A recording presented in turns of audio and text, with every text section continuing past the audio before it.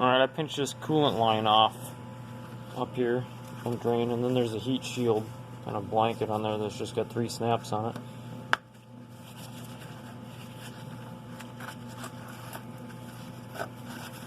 And you can take that off. And then there's an oil line and a coolant line.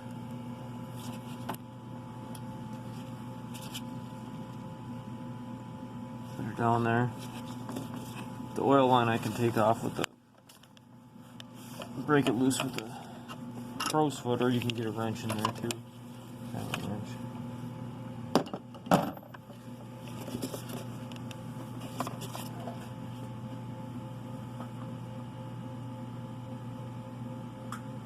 Got the 17mm.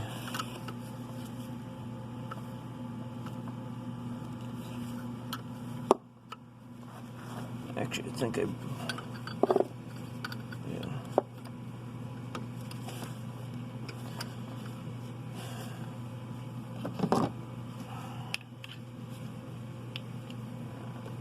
There's a nut down at the bottom. It's got to be broke loose from that, so you have to put a wrench on the bottom one too.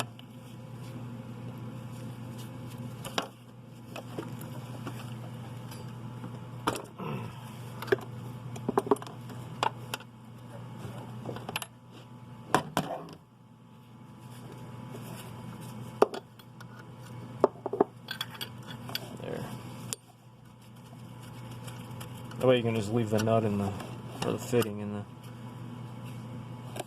turbo itself.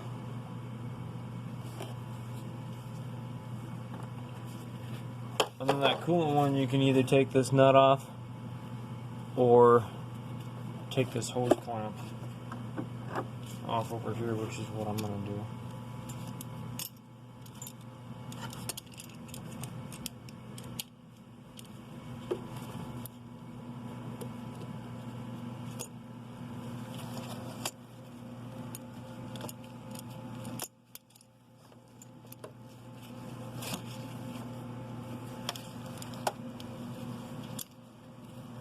If you're looking for that tool, a gear wrench makes it. For all those spring type clamps. It comes in a set of 2.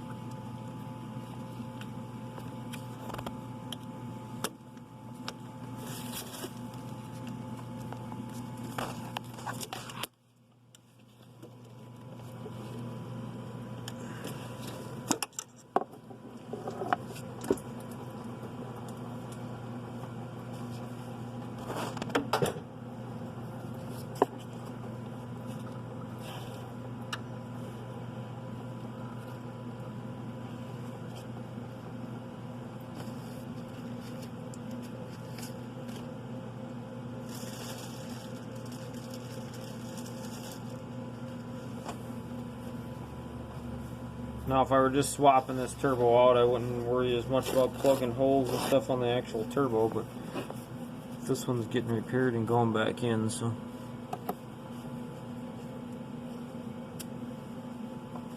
I'd rather than not be crud getting into the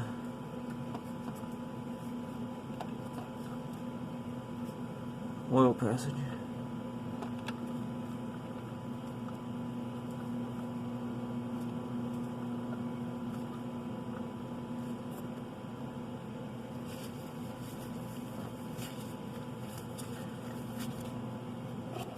And the part you didn't see was where the cap basically bolts to it. These 3 bolts, 3 nuts and studs go in there. The only reason I had that apart before the video is because that's how I diagnosed the wastegate missing the flapper on it, the disc. So.